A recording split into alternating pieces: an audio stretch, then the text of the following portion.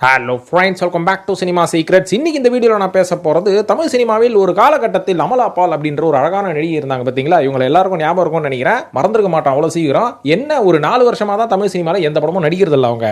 ஏமா அவங்க நடிச்சா என்ன, நடிகலனா எவ்வளோ புது நடிகைகள் வந்துட்டாங்க, இவங்களே ரசிக்கிறதுக்கு நம்மளுக்கு டைம் கிடையாது. அமலா பால் நடிச்சா என்ன, நடிகலனா என்ன, இவங்களை பற்றி பேசி என்ன ஆக போகுது, இது என்ன கண்டென்ட் இல்லாதனால இந்த மாதிரிலாம் பேசுறியான்னு கேட்பீங்க. அவங்களுக்குலாம் ஒரே ஒரு பதில் சொல்லிக்கிறேன். அமலா பால் அவர்கள் துரத்தி அடிக்கப்பட்டார்கள் அப்படின்ற மேட்டர் உங்களுக்கு தெரியுமா? அதாவது அமலா பால் அவர்கள் தானாக முன் வந்து தமிழ் சினிமாவே எனக்கு பிடிக்கல, போடா சம்பளம் கம்மியாக கொடுக்குறீங்க, நான் நார்த்து பக்கம் போகிறேன் அப்படின்ற மாதிரிலாம் கிளம்பி போல அவங்க இங்கே நடந்த ஒரு சில பாலிடிக்ஸ் காரணமாக தமிழ் சினிமாவை விட்டு துரத்தி அடிக்கப்பட்டார்கள். இந்த மாதிரி துரத்தி அடித்ததனால் அவங்க ஒரு காலகட்டம் வரைக்கும் பைத்தியமாலாம் தெரிஞ்சாங்க. அது தெரியுமா? அதெல்லாம் தெரியல, நம்ம எல்லாமே தெரிஞ்சுக்கணும். அதை பற்றி பேசுறதுக்கு தான் சினிமா சீக்ரெட்ஸ்னு ஒரு சேனலை ஆரம்பிச்சு நான் உங்களுக்கு இந்த மாதிரியான சேவைகள்லாம் செஞ்சுட்டு இருக்கிறேன். ஸோ இன்னைக்கு இந்த வீடியோவில் நம்ம அமலா பால் எதனால் துரத்தி அடிக்கப்பட்டார்கள், அவங்க தமிழ் சினிமாவில் நடிகையா இருக்கும்போது எவ்வளவு பிரச்சனைகளை ஃபேஸ் பண்ணாங்க. அதாவது எனக்கு தெரிஞ்சு எந்த நடிகையும் இந்த அளவுக்கு பிரச்சனையை ஃபேஸ் பண்ணியிருக்க மாட்டாங்க. அந்த அளவுக்கு கால் வைக்கிற இடத்துலலாம் கண்ணி வெடியா வச்சு அமலா பால மொத்தமாக சோழியை முடிச்சு விட்டாங்க. எதனால அவங்களை முடிச்சு விடணும் அப்படின்றதுக்கு பின்னாடி ஒரு காரணம் ஒன்று இருக்கும் பார்த்தீங்களா, அந்த காரணம் தான் இந்த பதிவு. ஸோ இந்த பதிவில் அமலா பால் அவர்கள் எதனால தமிழ் சினிமா விட்டு காலியானாங்க. கடைசி 4 வருஷமா மலையாள படத்தில் நடிச்சிட்டு இருக்காங்க. ஆனால் 2022 அவங்க சொந்த காசில் சூனியம் வைக்கிற மாதிரி கடாவர்னு ஒரு படம் நடிச்சாங்க. இதோட மொத்தமாக காலி ஆயிட்டாங்க. அதுக்கப்புறம் இன்னைக்கு எனக்கு தெரிஞ்ச வரைக்கும் தமிழ் சினிமாவில் அவங்க ரீஎன்ட்ரி கொடுக்கறதுக்கான வாய்ப்புகளே கிடையாது. எங்களுக்கு தெரியுமே காரணம் அப்படின்ற மாதிரி குதிச்சுக்கிட்டு வராதிங்க. காரணம் என்ன, அந்த ஒல்லி நடிகர் தானே அப்படின்ற மாதிரி கமெண்ட்ல போடுவீங்க. யோ, நான் பாட்டுக்கு சிவனேன்னு என் வேலையை பார்த்துட்டு இருக்கிறேன், ஏன் என்ன கோத்து விடுறீங்க அப்படின்ற மாதிரி நம்ம ஒல்லி நடிகரே கேட்பாரு.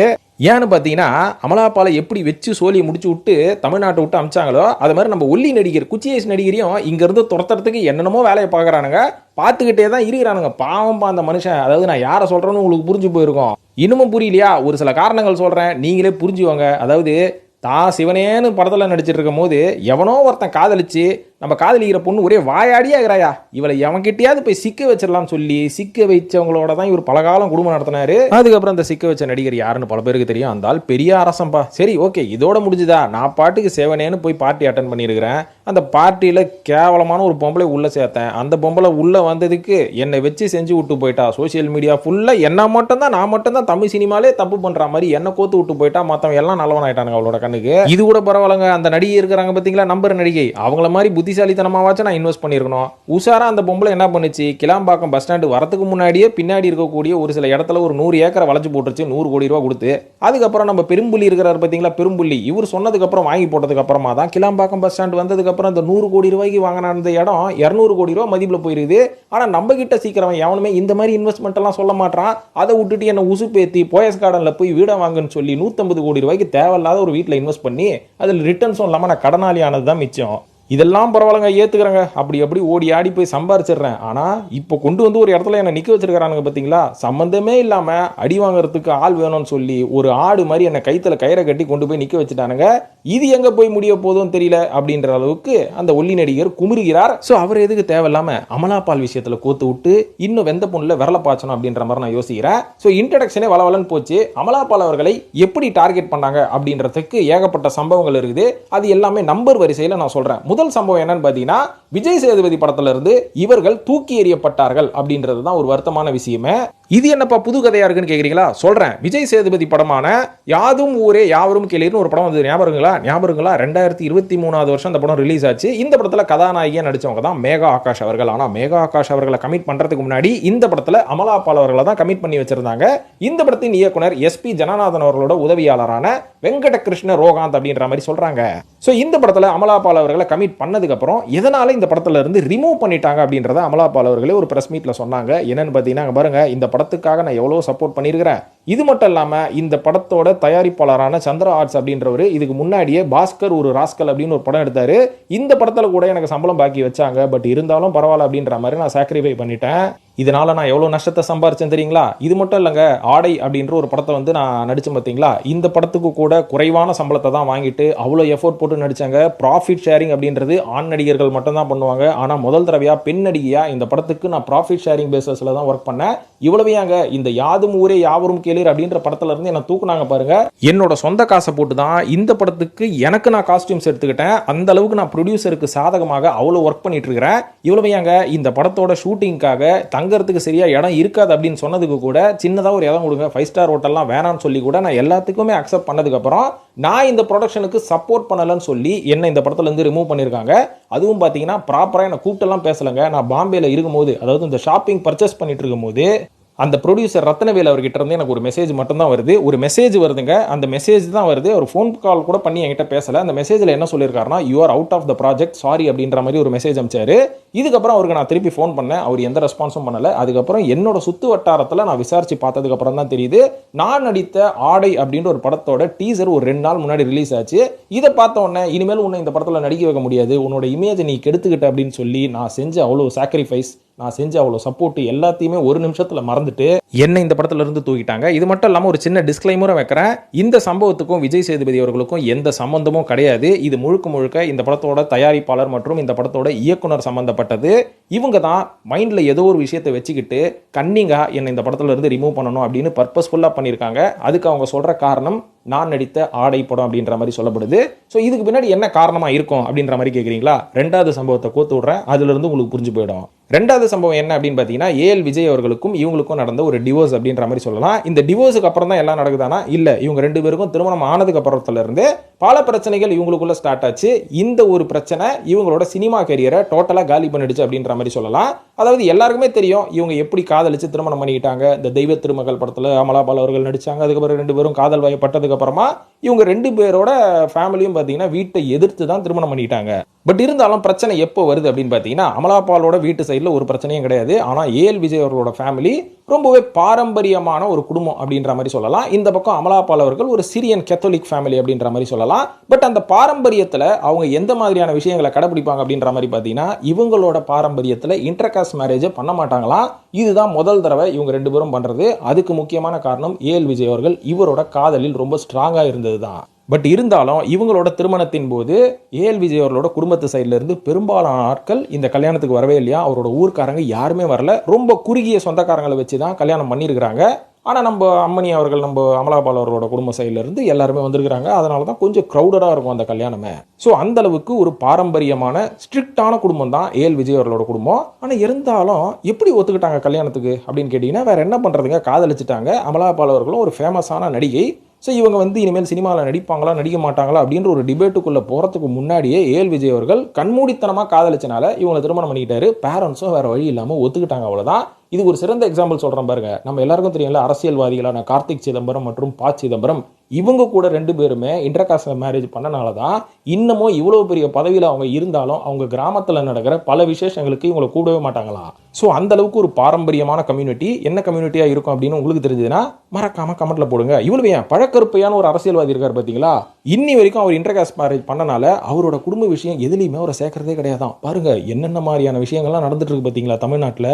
ஸோ இந்த மாதிரி ஒரு பாரம்பரியத்தை மெயின்டைன் பண்ணுற குடும்பத்துக்குள்ள அமலாபால் அவர்கள் திருமணம் பண்ணிக்கிட்டா ஏஎல் விஜய் அவர்களோட குடும்பத்தோட நிலைமை என்ன அப்படின்னு மாதிரி யோசிச்சு பாருங்க. இது அமலாபாலோட தப்பு கிடையாது, இன்னமும் அந்த பாரம்பரியத்தை கடைபிடிக்கிறாங்க, அவங்களோட தப்பும் கிடையாது. இதுக்கு எந்த கன்க்ளூஷனும் நான் கொடுக்க விரும்பல. தமிழ்நாட்டில் இப்படி எல்லாம் நடக்குது அப்படின்றத சொல்றேன். இதையும் தாண்டி ஏஎல் விஜய் அவர்களுக்கும் அமலாபால் அவர்களுக்கும் 12 வயசு டிஃபரன்ஸ். அதையும் தாண்டி கல்யாணத்துக்கு முன்னாடி அமலாபால் அவர்களுக்கு ஸ்மோக்கிங் மற்றும் ட்ரிங்கிங் ஹேபிட் இருந்தது. லவ் கண்மூடித்தனமா பண்ணனால ஏஎல் விஜய் அவர்கள் அப்போ அதுக்கு எல்லாத்துக்கும் அப்ரூவல் கொடுத்துட்டு இருக்கிறாரு. இதுக்கப்புறம் கல்யாணம் ஆனதுக்கு அப்புறமும் ஒத்துப்பாருன்னு சொல்லி வீட்டிலே தம் அடிக்கிறது தண்ணி அடிக்கிறது அப்படின்ற மாதிரி அவங்க ரொம்ப ஜோவியலாக இருந்திருக்கிறாங்க. ஆனால் வீட்டில் வந்ததுக்கு அப்புறமா ஏஎல் விஜய் அவர்கள் டோட்டலாக மாறியாச்சு. கல்யாணத்துக்கு அப்புறம் இதெல்லாம் விட்டுறணும் அப்படின்ற மாதிரி ஆரம்பிச்சிருக்கிறாரு. ஆனால் கல்யாணத்துக்கு முன்னாடி உங்களுக்கு அக்ரிமெண்ட் என்னன்னா, நான் கல்யாணம் ஆனதுக்கு அப்புறம் கூட நான் சினிமாவில் நடிப்பேன் அப்படின்ற மாதிரி சொல்லியிருக்காங்க. ஆனால் பிஃபோர் மேரேஜ் அதுக்கு ஓகேன்னு சொல்லியிருக்காரு. ஆனால் ஆஃப்டர் மேரேஜ் கொஞ்சம் கொஞ்சமாக அதை கட் பண்ணியிருக்காரு. அதையும் தாண்டி பிரச்சனை எங்கே பூதாகரம் ஆகுது அப்படின்னு பார்த்தீங்கன்னா, கல்யாணத்துக்கு அப்புறமா இவங்க ஒரு சில படங்களில் கமிட் ஆகி நடிச்சிட்டு இருக்காங்க. இந்த படங்களில் எல்லாமே பார்த்தீங்கன்னா கொஞ்சம் இன்டிமசி காட்சிகள்லாம் அதெல்லாம் அதிகமாக வரும் இல்லையா, நம்மளே பார்த்துருக்கோம் என்னென்ன படங்கள் அப்படின்ற மாதிரி. இதெல்லாம் திருமணத்துக்கு அப்புறம் ஒரு சில படங்கள் நடிச்சாங்க. ஸோ இந்த மாதிரியான படங்களை ஏஎல் விஜய் அவர்களோட வீட்டில் ஒத்துக்கவே இல்லையா, இந்த மாதிரிலாம் ஏன் அந்த பொண்ணு பண்ணிட்டு இருக்கு அப்படின்னு சொல்லி அப்பவே பிரச்சனை ஆரம்பிச்சிட்டு இருக்குது. அதுக்கப்புறம் ஏஎல் விஜய் அவர்களோட தந்தையின் தூண்டுதலின் பேரில் ஒரு பிரச்சனையா வீட்டில் ஸ்டார்ட் ஆகி கடைசியா அமலாபால் அவர்களோட விருப்பமே இல்லாம இந்த டிவோர்ஸ் நடந்திருக்குன்ற மாதிரி சொல்லப்படுது. இதன் காரணமாக கடைசியாக 2017 வருஷம் 2 பேருக்கும் டிவோர்ஸ் ஆயிடுச்சு. இதுக்கப்புறம் அமலாபால் அவர்கள் பித்து பிடிச்ச மாதிரி ஆயிட்டு இருக்காங்க. பயங்கர டிப்ரெஷன்ல இருந்திருக்கிறாங்க. இதுக்கப்புறமா அவங்களோட கெரியரில் ஒரு விஷயங்கள் நடக்க எல்லாமே பிரச்சனையாக ஃபேஸ் பண்ண ஆரம்பிச்சிட்டு இருக்கிறாங்க. அது மட்டும் இல்லாமல் இவங்களுக்கும் பின்னாடியிலிருந்து ஒரு மிகப்பெரிய ப்ரெஷர் வந்திருக்கு. அந்த ப்ரெஷர் யாருன்றது இதுக்கு முன்னாடி உங்களுக்கு நான் சொல்லிட்டேன். ஸோ அந்த ப்ரெஷரின் காரணமாக தான் அவங்க நிறைய இஷ்யூஸ் ஃபேஸ் பண்ணியிருக்கிறாங்க. ஸோ இந்த டிப்ரெஷனில் அடுத்ததாக அவங்க ஃபேஸ் பண்ண பிரச்சனை என்னன்னு பார்த்தீங்கன்னா, நாகார்ஜுனா அவர்களின் த கோஸ்ட் அப்படின்ற ஒரு படம் வந்து அவர் நடிச்சார். அட்ரு ஃப்ளாப் ஆச்சு அந்த படம். இந்த படத்தில் அமலாபால் அவர்கள் நாகார்ஜுனா அவர்களுக்கு ஜோடியாக நடிக்க வேண்டியது. ஆனால் எதிர்பாராத விதமாக இந்த படத்தில் தான் அவங்க வெளியேறிட்டாங்க. அவங்களாவே வாலண்டரியாக வெளியேறிட்டாங்க. அதுக்கு காரணம் என்னன்னா, இந்த படம் வந்து ஒரு ரா ஏஜென்ட் படம். இந்த படத்தில் முதல் தடவையாக த கோஸ்ட் அப்படின்ற படத்தில் நாகார்ஜுனாக்கு ஜோடியாக காஜல் அகர்வாலை தான் கமிட் பண்ணியிருந்தாங்க. ஆனால் அந்த காலகட்டத்தில் காஜல் அகர்வால் அவர்கள் பிரெக்னெண்டாக இருந்தனால இந்த படத்துல இருந்து வெளில போயிட்டாங்க. இதுக்கப்புறமா அடுத்ததான் அந்த படக்குழு அமலாபால் அவர்களை காண்டாக்ட் பண்ணுறாங்க. அமலாபால் அவர்கள் நடிக்க ஒத்துக்கிட்டதுக்கு அப்புறம் எதனால் அந்த படத்துல இருந்து வெளில போனாங்கன்னு பார்த்தீங்கன்னா, அவங்க கேட்ட சம்பளத்தை கேட்டு ப்ரொடக்ஷனே ஆடி போச்சான். ஏன்னா ஒன்றுமே இல்லை, 1 கோடி ரூபா சம்பளம் கேட்டிருக்காங்க இந்த படத்தில் நடிக்கிறதுக்கு. ஆனால் எதனால இந்த மாதிரி 1 கோடி சம்பளம் கேட்குறீங்க அப்படின்னு கேட்டதுக்கு ஒரு ரீசன் ஒன்று சொல்லியிருக்காங்க. எனக்கு 30, அவருக்கு 62 வயசு ஆள் கூட நான் சேர்ந்து நடிக்கிறதுக்கு 1 கோடி ரூபா சம்பளம் நீங்கள் கொடுக்க மாட்டீங்களா அப்படின்ற மாதிரி அவங்க கேட்டதாக சோஷியல் மீடியா ஃபுல்லாக பரவி இருக்குது. ஆனால் இது உண்மையாகவே நடந்ததா இல்லையான்னு நம்மளுக்கு தெரியாது. ஏன்னா எந்த ஒரு நடிகையும் முட்டாள்தனமாக இப்படியெல்லாம் பேச மாட்டாங்க. எனக்கு தெரிஞ்சு அமலாபால் அவர்களும் அப்படி பேசியிருக்கிறதுக்கு வாய்ப்பு கிடையாது. 1 கோடி ரூபான்றது தெலுங்கு இண்டஸ்ட்ரியில் ஒரு நடிகைகளுக்கு சாதாரணமாக கொடுக்கக்கூடிய சம்பளம் தான். ஆனால் எதனால் 1 crore அப்படின்ற ஒரு சேலரியை அமலாபாலுக்கு அந்த காலகட்டத்தில் இந்த ப்ரொடக்ஷன் கொடுக்கல அப்படின்றது நம்மளுக்கு தெரியல. பட் இருந்தாலும் இந்த சம்பளம் கொடுக்க முடியாதுன்னு சொன்னனால அமலாபால் அவர்கள் அந்த படத்திலிருந்து வெளியேறிட்டு இருக்கிறாங்க. இதுக்கப்புறமா சோனல் சௌஹான் அப்படின்ற ஒரு நடிகையை போட்டு இந்த படத்தை பண்ணாங்க. அட்ரு ஃப்ளாப் ஆயிடுச்சு இந்த படம். அதாவது ஒரு படத்துக்கு ஒரு மிகப்பெரிய ஹீரோ நடிக்கும் போது ஈக்குவலான நடிகையும் கொஞ்சம் ஃபெமிலியராக இருந்தால் மட்டும்தான் அந்த படம் சக்ஸஸ்ஃபுல்லாக நிறைய ஆடியன்ஸால் பார்க்கப்படும். நிறைய இடத்துல ப்ரமோஷன் பண்ணுறதுக்கு ஒரு நல்ல கண்டென்ட் கிடைக்கும். அதை விட்டுட்டு ஹீரோ இருந்தால் போதும், நடிகை யார் வேணாலும் போட்டுக்கலாம்னா படம் இந்த மாதிரி தான் ஊற்றிக்கும்.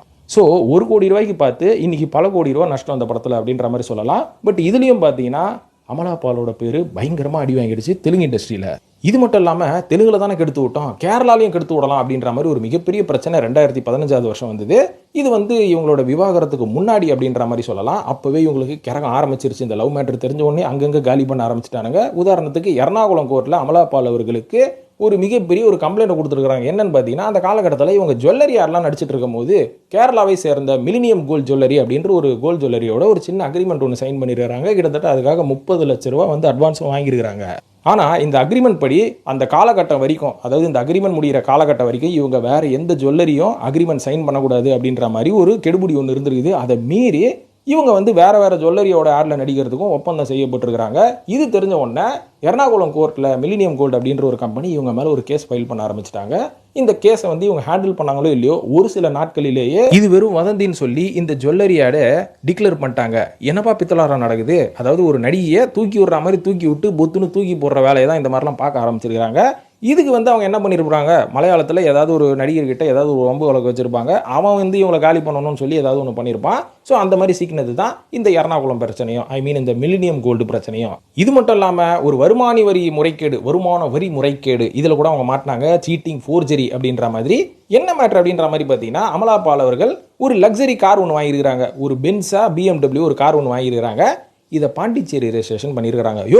இங்கே ஓடுற முக்காவாசி லக்ஸரி கார்ஸ் எல்லாமே பாண்டிச்சேரி ரெஜிஸ்ட்ரேஷனில் தான் ஆகுது. இந்த அம்மா மட்டும் என்ன பண்ணிச்சு, ஏன் இதை மட்டும் வந்து இப்படி டார்கெட் பண்ணுறீங்க அப்படின்ற மாதிரி கேட்டதுக்கு, கேரளாவில் இது ரொம்ப ரொம்ப ரொம்ப சகஜமான விஷயங்க. சமீபத்தில் கூட ஃபஹத் ஃபாசில், துல்கர் சல்மான்லாம் மாட்டினாங்க பார்த்தீங்களா. மயன்மார் வழியாக டொயோட்டோ கார்ஸு, ஆர்மி வெஹிக்கிள் எல்லாத்தையும் இம்போர்ட் பண்ணி இல்லீகலாக எடுத்துன்னு வராங்கன்னு சொல்லி இதுக்கு முன்னாடியே நம்ம அம்மனி சைன் போட்டாச்சு இந்த விஷயத்துக்கு.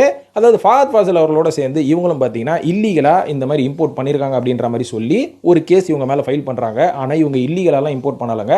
வாங்கின காரை பாண்டிச்சேரியில் போய் ரெஜிஸ்டர் பண்ணியிருக்காங்க.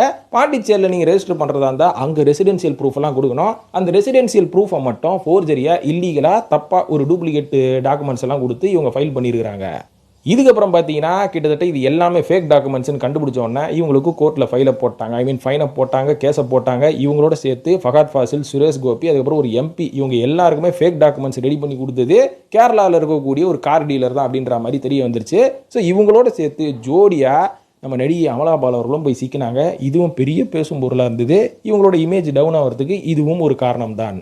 இதுக்கப்புறம் ஏற்கனவே சொன்ன பார்த்தீங்களா, ஆடை அப்படின்ற ஒரு படத்தில் ரொம்ப போல்டாக நடிச்சனால இவங்களுக்கு இருக்கக்கூடிய அந்த ஹீரோயின் அப்படின்ற ஒரு இமேஜ் டோட்டலாகவே காலி ஆயிடுச்சு. தெரிஞ்சு நடிச்சாங்களோ தெரியாமல் நடிச்சாங்களோ, நம்ம இனிமேல் உமன் சென்ட்ரிக் படமாக நடிக்கலாம் அப்படின்ற மாதிரி ஐடியா பண்ணியிருப்பாங்க போல இருக்கு. அதுக்கு அவங்க தேர்ந்தெடுத்த கதை தான் தவறான கதை. ஸோ இந்த மாதிரி போல்டாக வந்து இங்கே நடிச்சா ஒரு ஹீரோயின் இமேஜ் அப்படின்றது காணா போய்டும் அப்படின்றது இவங்க பெருசாக யோசிக்கல. ஸோ அதுக்கேற்ற மாதிரி அந்த ஹீரோயின் இமேஜ் இவங்களுக்கு காணா போனனால தான் அடுத்தடுத்து அமலா பால் அவர்களை யாருமே ஒரு ஹீரோவோட சேர்ந்து நடிக்கக்கூடிய ரொமான்டிக்கான சப்ஜெக்ட்ஸ் எதுலேயுமே அவங்கள கூப்பிட்றத எல்லாருமே நிப்பாட்டிட்டாங்க. இதுக்கப்புறம் அமலா பால் அவர்கள் போல்டாக ஒரு டெசிஷன் எடுக்கிறாங்க. இனிமேல் நம்ம எந்த ஹீரோ கூடயும் சேர்ந்து ஜோடி போட்டு டான்ஸ் எல்லாம் ஆட தேவையில்ல, எதுவாக இருந்தாலும் நயன்தாரா அவர்கள் மாதிரி த்ரிஷா அவர்கள் மாதிரி நம்ம உமன் சென்ட்ரிக் படமாக எடுத்து சமூகத்துக்கு தேவையான படங்களாக நம்ம நடிக்கலாம் அப்படின்னு சொல்லி முடிவு பண்ணி வேற ஒரு படத்தோட கதையை கேட்குறாங்க. அந்த படத்தோட கதை தான் கடாவர் அப்படின்ற ஒரு படத்தோட கதை. ஸோ இந்த படம் வந்து ரொம்ப வித்தியாசமாக இருக்குது, கதைகளும் வித்தியாசமாக இருக்குன்னு சொல்லி ஃபஸ்ட்டு நடிகை ஒத்துக்கிறாங்க. அதுக்கப்புறம் காலப்போக்கில் ப்ரொடக்ஷன் இஷ்யூனால இந்த படம் நடுவில் ஸ்டாப் ஆகுது.